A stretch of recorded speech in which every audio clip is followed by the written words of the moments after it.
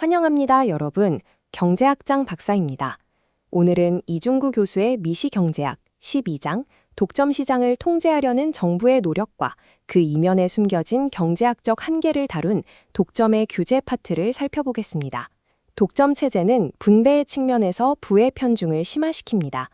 록펠러나 카네기 같은 세계적인 부호들의 재산 축적 과정을 보면 독점 이윤이 결정적인 역할을 했음을 알 수 있죠. 실제로 많은 부를 축축한 가문들의 재산 중 상당 부분이 독점 이윤과 밀접한 관련이 있다는 연구 결과도 있습니다. 독점은 소비자가 누릴 수 있는 선택의 자유를 제한합니다. 경쟁의 압력이 사라진 시장에서 기업은 상품 가격을 올려 소비자의 실질 구매력을 떨어뜨리고 나아가 소수에 집중된 경제력으로 사회적, 정치적 권력까지 장악할 위험을 안고 있습니다. 이렇게 시장의 효율성과 민주적 질서를 위협하는 독점을 막기 위해 정부는 어떤 규제 정책을 취해야 할까요?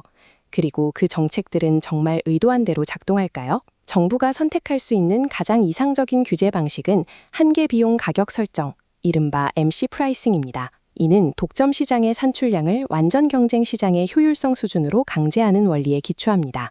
이 그래프는 한계 비용 가격 설정의 원리를 보여줍니다. 정부는 우선 수요 곡선과 독점 기업의 한계 비용 곡선이 교차하는 지점인 점 E를 찾습니다. 그리고 이 점이 의미하는 가격 PC를 독점자가 받을 수 있는 가장 높은 가격인 상한 가격으로 설정합니다. 상한 가격이 설정되면 독점 기업의 실질적인 수요 곡선은 붉은색 꺾인 선인 PCED가 됩니다. 이에 따라 새롭게 도출된 초록색 한계 수익 곡선이 한계 비용과 만나는 지점을 확인하면 기업은 이윤 극대화를 위해 산출량을 QC까지 늘리게 됩니다. 결과적으로 가격 P와 한계 비용 MC가 일치하게 됩니다. 독점 기업이 직면한 시장에서도 완전 경쟁 시장과 동일한 수준의 자원 배분 효율성을 달성하게 된 것입니다. 이론적으로는 완벽해 보이는 이 건식이 왜 현실에서는 그대로 적용되기 힘들까요?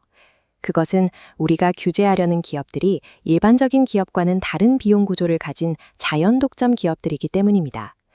철도, 전기, 수도 산업은 초기에 막대한 시설 투자 비용이 들어갑니다. 이런 산업에서는 생산 규모가 커질수록 제품 단위당 비용이 계속해서 낮아지는 막대한 규모의 경제가 발생하죠.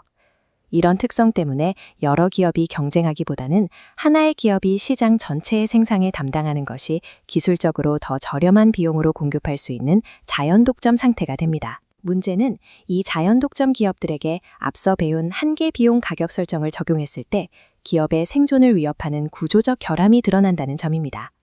자연 독점의 경우를 그래프로 보겠습니다.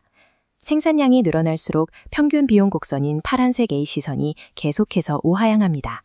이 경우 한계 비용 곡선인 검은색 M시선은 줄곧 평균 비용 곡선의 아래쪽에 위치하게 됩니다. 이 상황에서 정부가 효율성만을 생각해 가격과 한계 비용이 일치하는 점 A에서 가격을 규제한다고 가정해 봅시다. 이때 독점 기업이 받을 수 있는 가격은 PC가 됩니다. 여기서 문제가 발생합니다.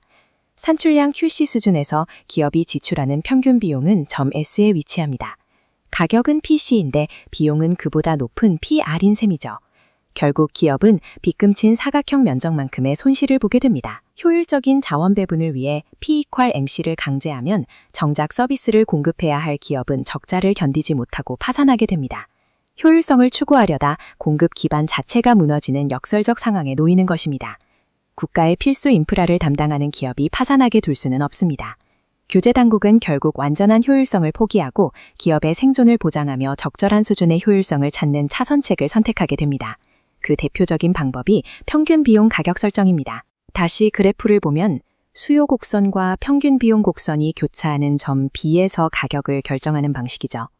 기업이 손실을 보지 않으면서도 최대한 많은 공급이 이루어지도록 유도하는 타협안입니다. 또 다른 대안으로 이중 가격 설정이 있습니다. 일부 소비자에게는 한계 비용에 해당하는 낮은 가격을 받고 여기서 생기는 기업의 손실을 다른 그룹의 소비자에게 높은 가격을 받아 보전해주는 가격 차별 방식을 활용하는 것이죠. 결국 현실의 규제는 이론적인 정답을 강요하는 것이 아니라 자원 배분의 효율성과 기업의 재무적 건전성 사이에서 최선의 균형점을 찾아가는 과정입니다. 현실에서 가장 널리 쓰이는 방식은 기업이 투입한 자본에 대해 일정한 공정한 수익률만 보장해주는 수익률 규제입니다. 규제기관이 복잡한 비용 곡선을 일일이 계산하기 어렵기 때문에 선택하는 실무적인 방식이죠. 하지만 이 방식은 기업의 혁신 의지를 꺾어버리는 부작용을 낳습니다. 비용을 절감해서 이윤이 늘어나도 어차피 정부가 정한 수익률 이상은 가져갈 수 없기 때문에 기업은 굳이 효율적으로 운영할 이유가 없어집니다. 오히려 허용되는 이윤의 절대량을 키우기 위해 자본을 과도하게 투입하는 현상이 나타납니다. 호화 사옥을 짓거나 불필요한 설비를 늘려 투하 자본의 덩치를 억지로 키우는 것이죠. 이를 에버치 존슨 효과라고 부릅니다.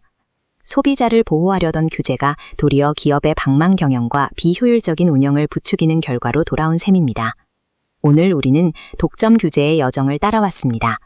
P는 MC라는 이상적인 기준이 현실 앞에서 어떻게 무력해지는지, 그리고 그 대안으로 선택한 정책들이 어떤 의도치 않은 비효율을 낳는지 확인했습니다. 경제정책에는 모든 문제를 한 번에 해결하는 완벽한 정답이 존재하지 않습니다. 어떤 규제를 선택하든 그에 따른 비용과 혜택을 면밀히 따져야 하죠. 규제의 불완전함을 목격한 여러분은 어떻게 생각하십니까? 차라리 국가가 직접 운영하는 국유화가 나은 선택일까요? 아니면 민간에 맡기고 시장의 기능을 더 신뢰해야 할까요? 오늘 배운